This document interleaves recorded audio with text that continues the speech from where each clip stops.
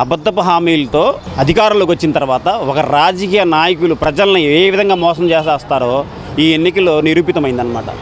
వీళ్ళు ఏం చెప్పారండి, వీళ్ళు ఎన్నికల ముందు చిన్నపిల్లడు స్కూల్కి వెళ్ళిన దగ్గర నుంచి నేను ప్రతి ఇంట్లో నీకు 15,000 నీకు 15,000 ఎంతమంది పిల్లలు ఉంటే అంతమందికి 15,000 చొప్పున 18 సంవత్సరాల వరకే వచ్చే వరకు, అంటే ఇంటర్మీడియట్ సెకండ్ ఇయర్ అయ్యే వరకు కూడా ఇస్తామని చెప్పారు. దాని తర్వాత 18 సంవత్సరాలు నిండిన వాళ్ళకే ప్రతి ఒక్కళ్ళకే 59 సంవత్సరాలు ప్రతి ఒక్కళ్ళకే 18 సంవత్సరాలు దాటిన వాళ్ళకే నెలకు 15,000 చొప్పున 1,500 చొప్పున ఇస్తా అన్నారు. దాని తర్వాత 59 సంవత్సరాలు దాటిన వాళ్ళకే పింఛన్ ఇస్తా అన్నారు. ఈ కాకుండా ఉచితంగా ఇసుక ఇస్తానన్నారు. దాని వాలంటీర్లు మొత్తం ఎవరిని కూడా తీయకుండా ఒక్కొక్కరికి 10,000 రూపాయలు జీతం పెంచి ఇస్తానన్నారు. ఇవే కాకుండా 20 లక్షల ఉద్యోగాలు ఇస్తానన్నారు. ఒకవేళ ఉద్యోగాలు ఇవ్వకపోతే ఒక్కొక్కరికి 3,000 రూపాయలు నిరుద్యోగ వృత్తి ఇస్తానన్నారు.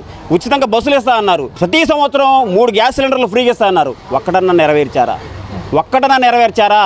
ఒక్కటన్నా నెరవేర్చా? చంద్రబాబు నాయుడు నినాదం ఒక్కటే, ఖజానా ఖాళీ. ఆయన ప్రభుత్వంలో లేకపోతేనేమో ఆంధ్రప్రదేశ్ మొత్తాన్ని ఒక స్వర్గంలా చేస్తాను, సంపద సృష్టికర్త నేనని చెప్పేసి గొప్పలు ప్రగల్భాలు పలికే వీళ్ళు అధికారంలోకి వచ్చిన తర్వాత వీళ్ళ నినాదం ఒకటే, ఖజానా ఖాళీ. ఎందుకు ఇచ్చారు హామీలు? ఎందుకు ఇచ్చారు? ఎవరిని మోసం చేయడానికి ఇచ్చారు? జగన్మోహన్ రెడ్డి గారు ఎప్పుడో చెప్పారు, ఈ హామీలన్నీ అమలయ్యే హామీలు కాదు, మొత్తం ప్రజలు మోసపోవడానికి సిద్ధంగా ఉన్నారు, దయచేసి ప్రజలు నమ్మవద్దు, చంద్రబాబు నాయుడిని కూటమి సభ్యులను ఎవరు నమ్మవద్దు అని చెప్పేసి జగన్మోహన్ రెడ్డి గారు పదే చెప్పారు. ప్రజలు ఏమోలే చంద్రబాబు మారాడేమోలే అని చెప్పేసి మరొక్కసారి చంద్రబాబు నాయుడుకి అవకాశం ఇచ్చారు. కానీ చెప్పిన హామీలో ఏ ఒక్క హామీ అయినా నెరవేర్చారా? ఏ ఒక్క హామీ అయినా? నాదెండ్ల మనోహర్ అసెంబ్లీ సాక్షిగా ఏం చెప్పాడండి?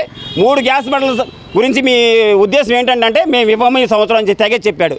నారా లోకేష్ ఏం చెప్పాడు? అమ్మ గురించి రోడ్ మ్యాప్ వేయాలంట. ఎందుకు రోడ్ మ్యాప్? డేటా నీకు ఏం కావాలి? ఏ కార్యకర్తలు అడిగి చెప్తాడు డేటా, ఏ సచివాలయ ఉద్యోగం అడిగినా చెప్తాడు డేటా. ఇవన్నీ ఏం లేదు, మొత్తం తప్పించుకోవడానికి కప్పదాటు వ్యవహారం. మొత్తం ప్రభుత్వం పారిపోయింది, కూటమి ప్రభుత్వం పారిపోయింది. ప్రజల దృష్టిలో ఈ ప్రభుత్వం అబాస్పాలు అయిపోయింది అన్నమాట.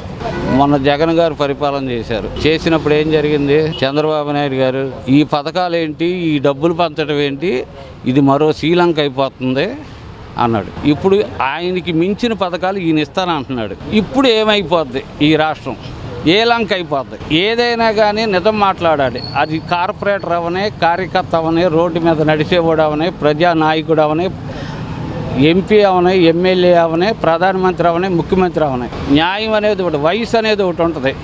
వయసుకు తగ్గ మాటలు మాట్లాడాలి, ఆలోచన చేయాలిగా. అతను కుర్రోడు, ఆయన ఏమైనా చేయగలడు. ఈయన వయసు ఎంత? 75 ఏళ్ళు. ఈయన ఏం చేయగలడు?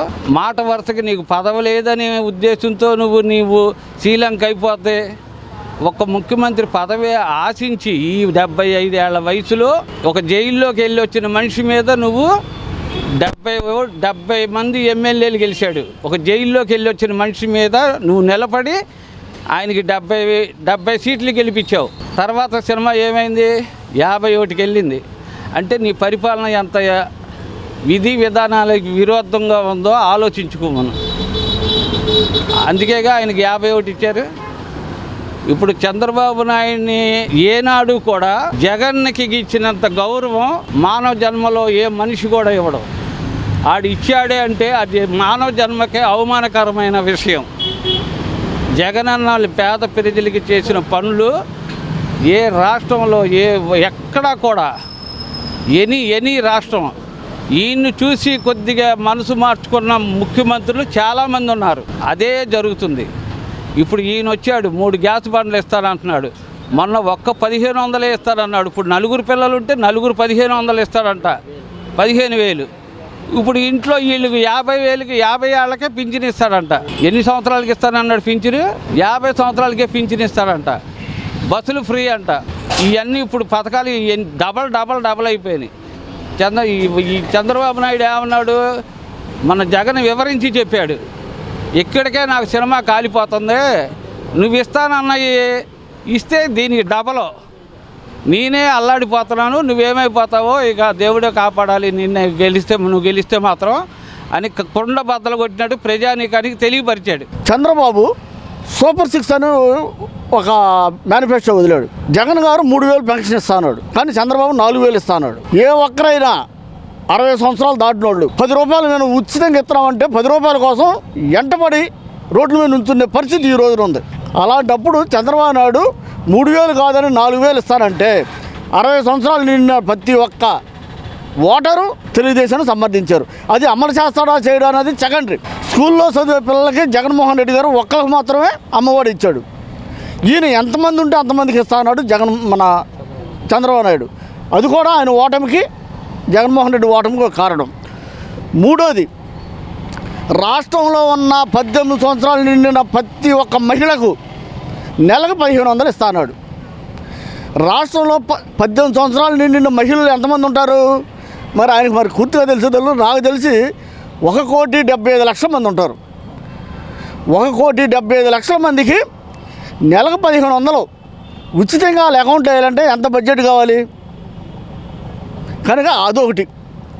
ఇక మూడోది, రాష్ట్రంలో టీచర్ పోస్టులు ఖాళీగా ఉన్నదేమో, మేము టీచర్గా చెప్తున్నానండి, రాష్ట్రంలో ఖాళీగా ఉన్న పోస్టులు ఏమో 7,000. డిసెంబర్ వరకు ఉంటేనేమో ఇంకొక 7,000 పెరుగుతాయి. రిటైర్డ్ అవుతారు కదండి. 7,000 పోస్టులని ఆల్రెడీ ఇప్పుడు ఫిలప్ చేస్తానికి కార్యక్రమం మొదలైపోయింది వైఎస్ఆర్సీపీ గవర్నమెంట్లోనే. రాబోయే 6 నెలలు కూడా కలిపి 14,000 ఇచ్చాడు. అంటే నిరుద్యోగులకి చెతకోపడం పెడతానికి. కనుక ఇలాంటి అమలుకాలి హామీల్ని చంద్రబాబు నాయుడు సూపర్ 6 అని ప్రకటించాడు. కాబట్టి జగన్మోహన్ రెడ్డి గారు మేనిఫెస్టో కన్నా అది కొంచెం హైక్గా ఉంది. కాబట్టి ఓటర్లు అటువైపున ఆకర్షితులై ఇక్కడ కొడాలి నాని ఓడిపోవటానికి, రాష్ట్రంలో వైఎస్ఆర్సీపీ గవర్నమెంట్ పోవటానికి కారణం అయింది. అంతేగాని ప్రజా వ్యతిరేకత ప్రజల్లో ఎక్కడా లేదు. ఆయన చాలా చెప్తాడు కానీ ఆ అమలు జరిగినప్పుడు ఆయన చేసింది అమలు జరిగింది అనేది మేము నమ్ముతాం. 2014లో చాలా చెప్పాడు అట్లాంటి. మరి మీకు తెలుసు అవన్నీ అమలు జరిగినాయా? ఫిగర్ మాత్రం చెబుతాం, పెద్ద ఫిగర్ చెప్పాడు, వాళ్ళ పేపర్లో వచ్చారు 16,000 వచ్చినాయి. మరి దాని గురించి ప్రజలు ఏమనుకుంటారు? మరి ఆయన చెప్పింది మొత్తం వదలాలి కదా. మరి ఆయన మొత్తం వదలడు. ఇప్పుడు 3 సార్లు చూసాం, 4వసారి కూడా చూద్దాం మరి ఆయన పరిపాలన ఎట్లా ఉంటుంది అన్నది. ప్రజలు కూడా మంచి పరిపాలన రావాలనే కోరుకుంటారు. అది మరి ఆయన ఎప్పుడు 2014లో ఎన్ని వాగ్దానాలు చేశాడో, ఎన్ని ఇచ్చాడో అనుభవించిన ప్రజలకు మాకు తెలుసు. గతంలో ఏం చేయలేదంటారా చంద్రబాబు నాయుడు? ఏం చేశాడో ఆయనకి తెలుసు కదా, అనుభవించిన వాళ్ళు మాకు తెలుసు కదా. అది 150 సీట్లు ఉండేవాడికి 11 సీట్లు ఎందుకు వస్తాయి? అవన్నీ డ్రామాలు వేసిన సంగతి వాళ్ళందరికీ తెలుసు, మరి ప్రజలకే తెలుసు, మరి వాళ్ళందరికీ తెలిసిన విషయం. అవన్నీ డ్రామాలు కాకపోతే 150 సీట్లు వచ్చినాయి, 11 సీట్లకి ఎందుకు పడిపోతాయి? ప్రజల్లో వ్యతిరేకత ఉన్నప్పుడు 150 పోయిన 100 పోయిన 50 అని రావాలి. అసలు ఒక్కొక్క ఏరియా మొత్తం తూడ్చుకు పెట్టిపోయింది కదా. కృష్ణా జిల్లాలో ఒక్క సీట్ లేదు. ఒక్కడికి గెలవాలి వైసీపీ వాడు. గెలిచారా? మరి కృష్ణా జిల్లాలో ఒక పక్కన కాకపోయినా ఒక పక్కనైనా ఆయన మంచి చేసి ఉంటాడు కదా. ఇప్పుడు ఆయన మంచి చేయలేదు అనేవాడు ఎవడ కనపడలా. ఇప్పుడు అమ్మఒడి అన్నాడు, పెన్షన్ పెంచాడు, ఇంకోటి ఏదోటి ఆయన చాలామందికి మంచిగా చేశాడు. ఆ మంచి వలన ఆయనకి ఓట్లు వేస్తానన్న ధీమాతో ఆయన ఏవో చెప్పాడు. ఈయన చెప్పాడు, ఆడవాళ్ళు వచ్చారు మాకే గుద్దేశారని వైసీపీ వాళ్ళంతా అనుకున్నారు. కానీ వీళ్ళు వెళ్ళి గుద్దిన సైకిల్కి గుద్దారు, వైసీపీకి గుద్దల. చంద్రబాబు నాయుడు గారు జగన్మోహన్ రెడ్డి కంటే ఎక్కువ పథకాలు ఇచ్చారు, మరి అమలు చేసే అవకాశం ఉందంటారా? ఇవన్నీ మనం చూసిన తర్వాతే చెప్పాలి ఆయన ఎంతవరకు చేస్తాడు అన్నది. ఇప్పుడు ఆయన చేసిన వాటికి బోళ్ళు అప్పులు చేశాడు అన్నాడు ఈయన. ఆయనకంటే ఎక్కువ పెట్టాడు ఈయన. ఆయన అప్పులు చేసినప్పుడు ఈయన ఎన్ని అప్పులు చేయాలి? ఇప్పుడు అది కూడా మనం వేసి చూద్దాం. ఇప్పుడు ఆయన శ్రీలంక చేసినప్పుడు ఈయన ఏ లంక చేస్తాడు? ఆయన శ్రీలంకని ఇల్లు అన్నారు కదండి. ఇప్పుడు ఆయనకంటే ఎక్కువ చేస్తాను అంటున్నాడు ఈయన. 3,000 4,000 చేస్తాను అంటున్నాడు. ఎంతమంది పిల్లలు ఉంటే అంతమందికి అమ్మఒడి ఇస్తానంటున్నాడు. 18 ఏళ్ళు దాటిన ఆడవాళ్ళందరికీ 150-1,500 ఇస్తానంటున్నాడు. ఇప్పుడు ఆయనకంటే ప్రణాళికలు ఈయన ఎక్కువ పెట్టినప్పుడు, ఆయన అప్పు చేసినప్పుడు ఈయన అప్పు చేయకుండా ఎట్లా చేస్తాడో, వాటిని ఎట్లా అమలు చేస్తాడో చూద్దాం. ఇప్పుడు జగన్మోహన్ రెడ్డి కంటే చంద్రబాబు నాయుడు ఎక్కువ పథకాలు పెట్టడం వల్ల ప్రజలు అంటే మొగ్గు చూపించారంటారా? ఏ లేదు, దానికంటే మోసం ఎక్కువ జరిగిందండి. కాకపోతే రుజువులు లేవు. క్రితం 14 సంవత్సరాలు నువ్వు ప్రభుత్వం చేసావు, ప్రతి వాడు నీకు తెలుసు, వాళ్ళందరూ నా కట్టి పారదంగావు. 3-4 రోజులు ఎలక్షన్ ఉన్నందుగా పోలీసు వాళ్ళు మార్చేసావు. నీకు కావాల్సిన వాళ్ళు నువ్వు వేసుకున్నావు. క్రితం 14 సంవత్సరాలు నువ్వు ప్రభుత్వం చేసావు, ప్రతి వాడు నీకు తెలుసు, వాళ్ళందరూ నా కట్టి పారదంగావు. 3-4 రోజులు ఎలక్షన్ ఉన్నందుగా పోలీసు వాళ్ళు మార్చేసావు. నీకు కావాల్సిన వాళ్ళు నువ్వు వేసుకున్నావు.